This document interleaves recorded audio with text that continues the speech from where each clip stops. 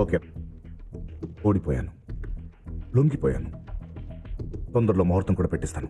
Uncle, నేను shoe వేసుకున్న ప్రతిసారి అనుకునేవాడిని, ఈ కాలు కడిగే లక్కీ ఫెలో ఎవరా ఎవరా అని. ఆ ఛాన్స్ నువ్వు కొడిసావు. అవును, పెళ్లికి ముందు నీకేం కావాలో చెప్పు. నీ ఆస్తి మొత్తం కావాలి. నా తర్వాత నా ఆస్తి మొత్తం నీదే కదా. నువ్వు చచ్చాక వచ్చే ఆస్తి నాకు అక్కర్లేదు, నువ్వు బ్రతుకుండగానే కావాలి.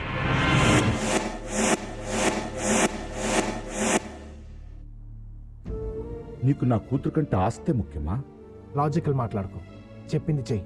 సరే, డాక్యుమెంట్స్ రెడీ చేసి కబురు చేస్తాం. వెళ్ళు. థ్యాంక్స్.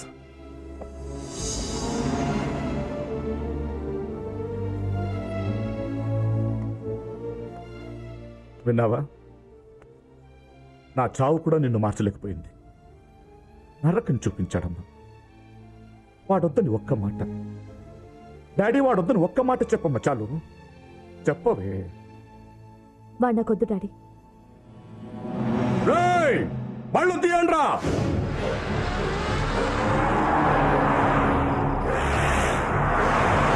చూసావా అమ్మా, నేనెంత ప్రేమించానమ్మా. వాడు వాడు నా ఆస్తి అడుగుతాడేంటమ్మా?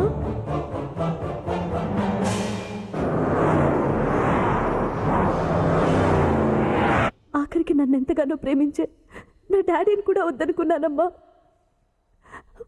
మాట్లాడవేంటమ్మా? నేను మాట్లాడటం మొదలు పెడితే మాట్లాడుతూనే ఉండాల్సి ఉంటుంది.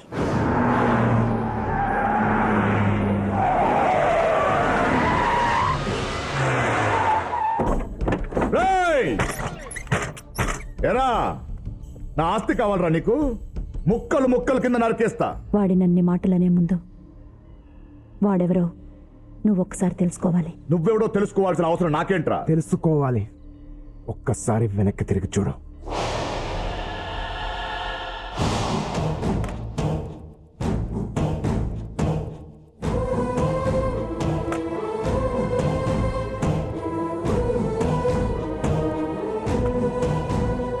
నువ్వు నువ్వు రంగారావు భూపతి కొడుకు.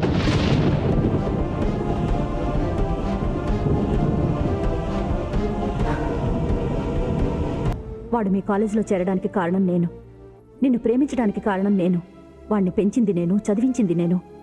వాడు ఆస్తి అడిగింది వాడు అనుభవించడానికి కాదు, నా అన్న ఆశయం కోసం, దాన్ని సాధించడం కోసం.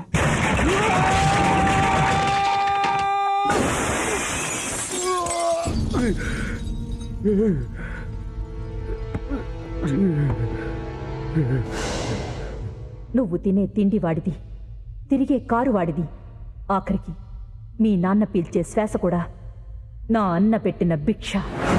నా మేనల్లుడు పులి, పులి బిడ్డ.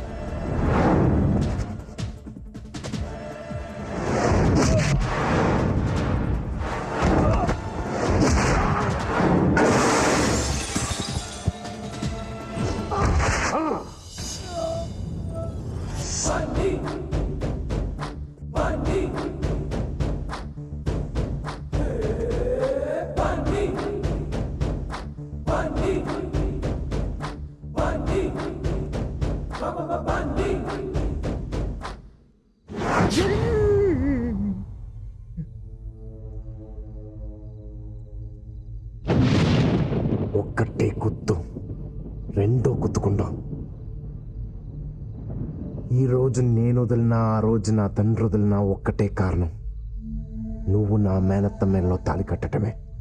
లేకపోతే నీ తలని ఆ రోజు ఆయనైనా తీసేవాడు, లేదా ఈరోజు నేనైనా తీసేవాడిని. పోరా. రాయ్ చూడు, వచ్చే 21వ తారీఖున రథసప్తమికి నీ కూతుర్ని పెళ్లి కూతురుగా తీసుకుని పోలవరం రావాలి, ఆస్తి కాగితాలతో సహా. ఆ రోజే నా తండ్రి ఆశయం నెరవేరాలి. లేకపోతే నేను మా నాన్నంత మంచోని మాత్రం కాదు.